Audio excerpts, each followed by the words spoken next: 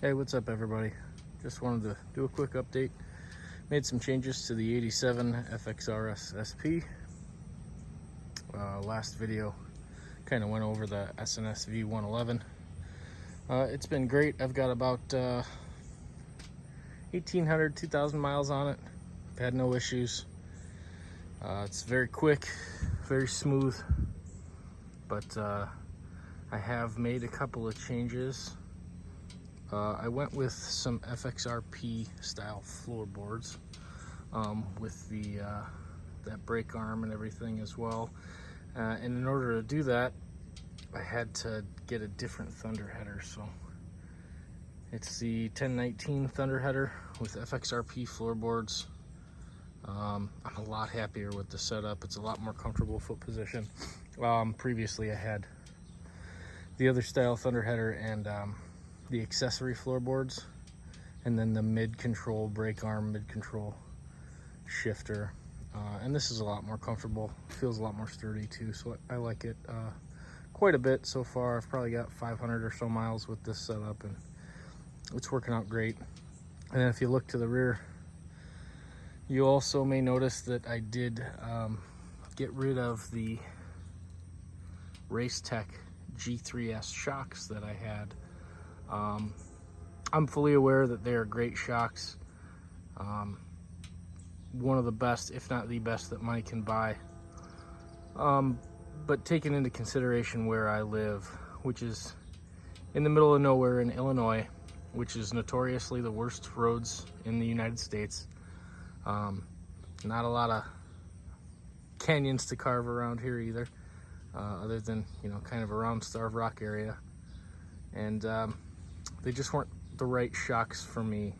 So I've taken a couple of trips on this bike with those Race Techs, and as soon as I get out of the state of Illinois, they're fantastic. But in the potholes of Illinois, all they did was really just beat me up, and I made a lot of adjustments to them too, and I just couldn't get them to where they were comfortable. So these are the Drag Specialties Premium Ride Height Adjustable shocks. They're 13.5 inches right now. I don't know if they're the right shocks. The verdict's kind of still out.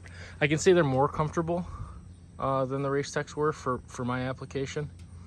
So I'm sure they don't perform as well, but they are more comfortable. So for right now, I'm happy with them.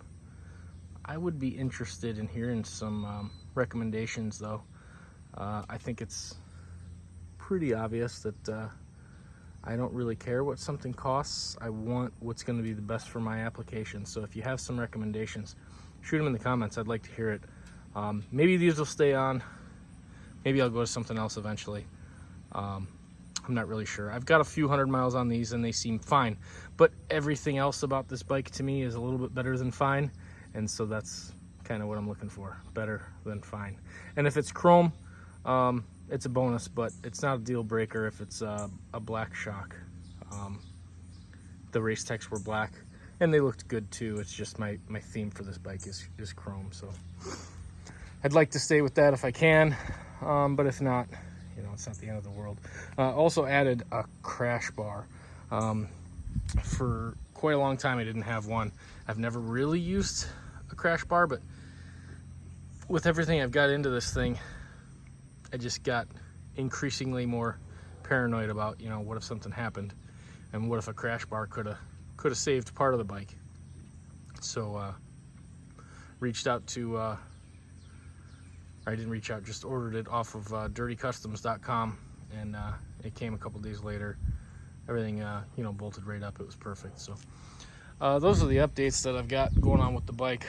I don't think I've changed much else other than the timing cover to the S&S V111 one instead of my American flag. I just kind of wanted that on there because it is an S&S V111, and I already had my 101st Screaming Eagle primary cover on there, so you know, I'm a proud American and a proud veteran. But I don't think I needed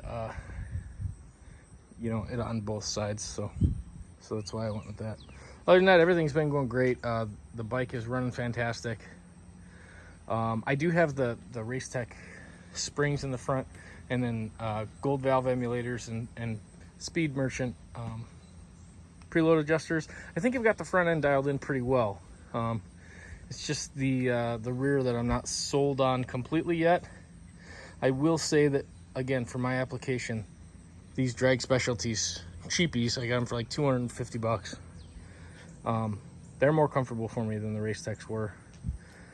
Again, recognizing that, you know, it's a little less in the performance category, probably a lot less.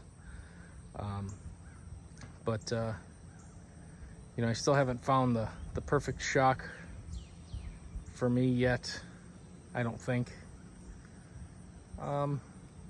So yeah, if you hear anything, or you know, if you heard about something that's a great performer, or if you have some good experience with something, keep in mind the roads in Illinois are terrible. They just beat the crap out of you, and most of the roads here are straight, so I want something that's going to work great for that application. And still, you know, it'd be a bonus if it still does well when I do take a trip in this thing and go to some of the more pretty areas of the country and more of the exciting areas of the country to ride in. So once again, thanks for watching. I appreciate it, and let me know what you think in the comments. Take it easy.